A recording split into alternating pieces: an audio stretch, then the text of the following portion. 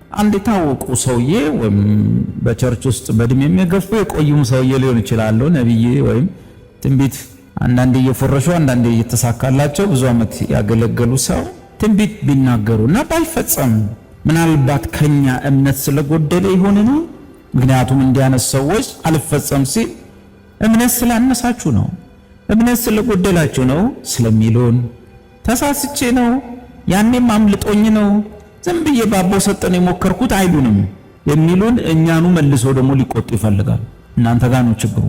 እዚህ አንድ መብራት ኃይል አካባቢ ያለ ቸርች አንድ ኢትዮጵያ ላይ የታወቀ በመናምን ውስጥ ነብይ ከሌም ይባል መጥቶ ሲያገለግል ሴትዮዋ በጋቢ ተጠቅልለው ቁጭ ብለዋል። ጸለየ፣ ተፈውሰዋል፣ ድነዋል። በቃ አለ ያው እንደተለመደው ዓለምን ይዞራሉ አለ። እሱ እንደሄደ ኮንፈረንሱ እንዳለቀ ሴትዮዋ ሞቱ። ሽማግሌዎች ደወሉና ያኝኮ ድነዋል ዓለም ይዞራሉ ያልካቸው ሴትዮ ሞቱ እና ምን አለ ይሄ ሰው፣ አይ እናንተ ቤተክርስቲያን ሽማግሌዎች እምነት ስለሌላችሁ ነው የሞቱት አለ። እምነት ይጎላቸዋል። እንደዚህ ነው የሚሉት። ማለት ጭራሽ ደግሞ የተጎዳውን ሰው ሊቆጡት ነው የሚፈልጉት። ያዘነውን ሊቆጡት ደግሞ ያስባሉ። ያው ጅማ ብዙ ትንቢቶች ተነግረዋል በየቸርቹ የምታውቁት ነው። መዓት አለ።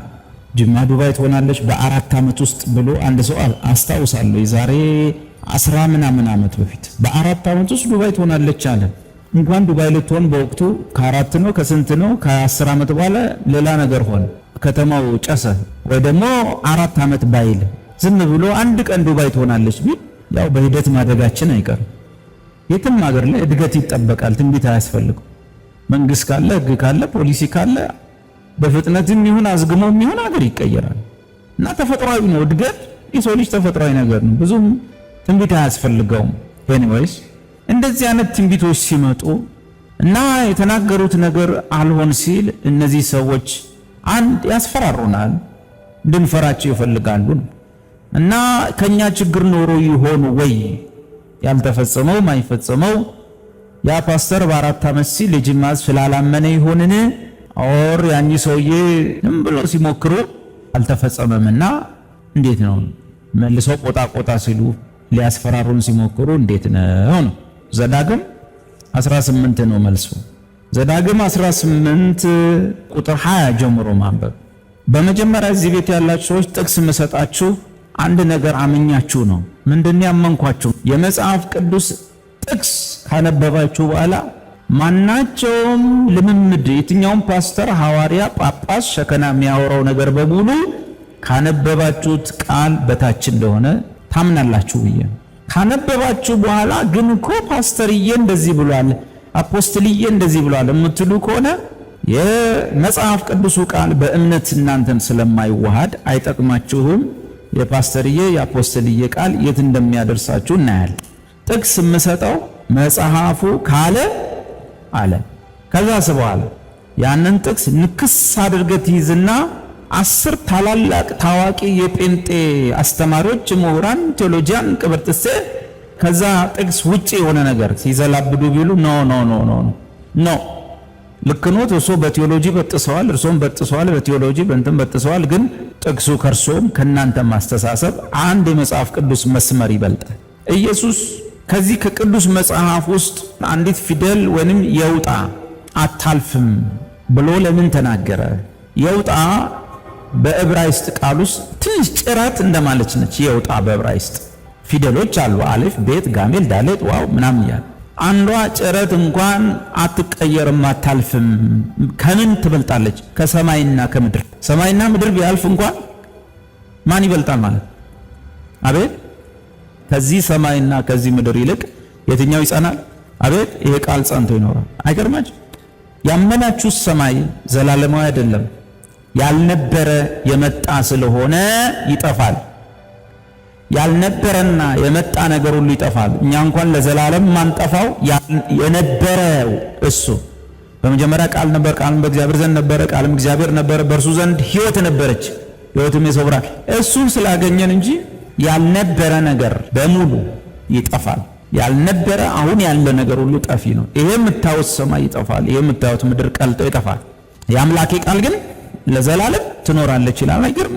ከማይጠፋው አምላክ የወጣ ቃል ስለሆነ ስለዚህ አንድ የመጽሐፍ ቅዱስ የውጣ ከ10 ፓስተሮች እምነትና ክርክር ጭቅጭቅ ትበልጣለች። እንዲያርጋችሁ ታምናላችሁ ብዬ አወራለሁ። ያን ጊዜ የቀን ጉዳይ ይሆናል እንጂ ቃሉ ብቻ ነው የሚያሸንፍ። ቁጥር 20 ላይ ሰዎች ለካ እግዚአብሔር ሳይናገራቸውም እግዚአብሔር የተናገራቸው መስሏቸው ወይ ደግሞ እግዚአብሔር እንዳልተናገራቸውም እያወቁ በተለያየ ምክንያት እግዚአብሔር አለኝ፣ እግዚአብሔር እንዲህ ይላል ብለው ሊያወሩ ይችላሉ ማለት ነው። ይህን ተመምረናል። ዘዳግም 18:20 ነገር ግን ይናገር ዘንድ ያላዘዝኩትን በስሜ በድፍረት የሚናገር ወይም በሌላ አማልክት ስም የሚናገር ነቢይ እርሱ ይገደል።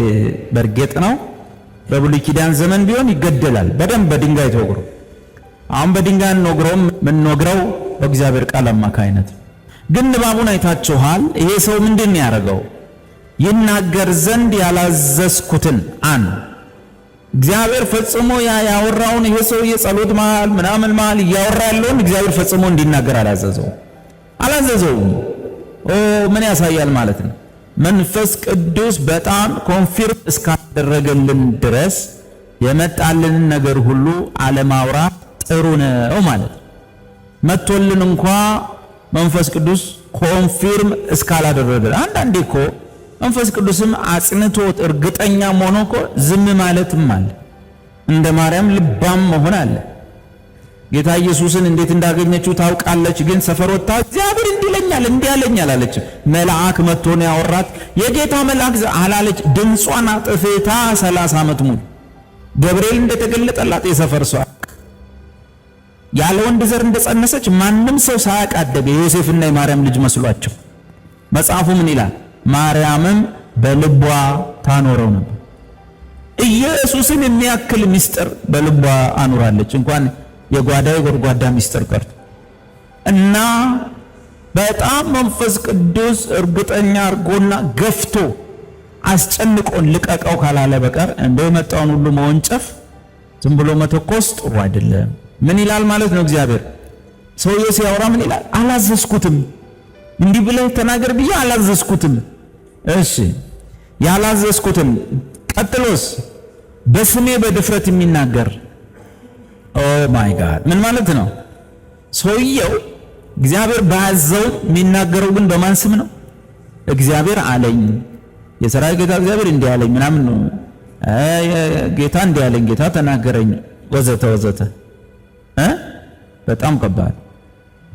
አንዳንድ ጊዜ ሰዎች በማታውቁት ነገር በእናንተ ስም የሆነ ነገር ፈጽመው ወይም ሰርተው ወይም አውርተው መረጃው ሲደርሳችሁ አትናደዱ? በሌላችሁበት በእናንተ ስም እከሌ እኮ ነው እንደዚህ ያለኝ ብሎ ሄዶ አምቶ የማታውቁት ነገር ዳዊት እኮ እንደዚህ አለ ብሎ ምንም አላውቀውን ያልተናገርኩትን ሄዶ ለሰው ሲናገር ስሰማ አላዝንም? አልናደድም? ማለት እኛ እኮ ምንም የሚጠፋ ስም የለንም። በሌለ ስም እንኳን በስማችን ለተፈጸመ ነገር እንናደዳለን። ምንም የሚጠፋ ስም የለንም፣ የጠፋ ስም ነው ያለን። ግን ለዛች ስም እንኳን እንዴት በስሜ እንደዚህ ያደረክ፣ እንዴት በስሜ እንደዚህ ትሰራለህ፣ እኔ መቼ እንዲያልኩ፣ የቱ ጋር ነው እናንተ እንደዚህ ብለን ያወራ ነው፣ ሄደ ለሰው እንደዚህ ብለ የተናገርከው ብለን እንላለን። አቤት እግዚአብሔር በስሙ የተነገረ ውሸት በዓለም ላይ ተውት። ናይጄሪያ ናይጄሪያ ተውት። ናይጄሪያ ሙሉ አየሩ ውሸት ነው።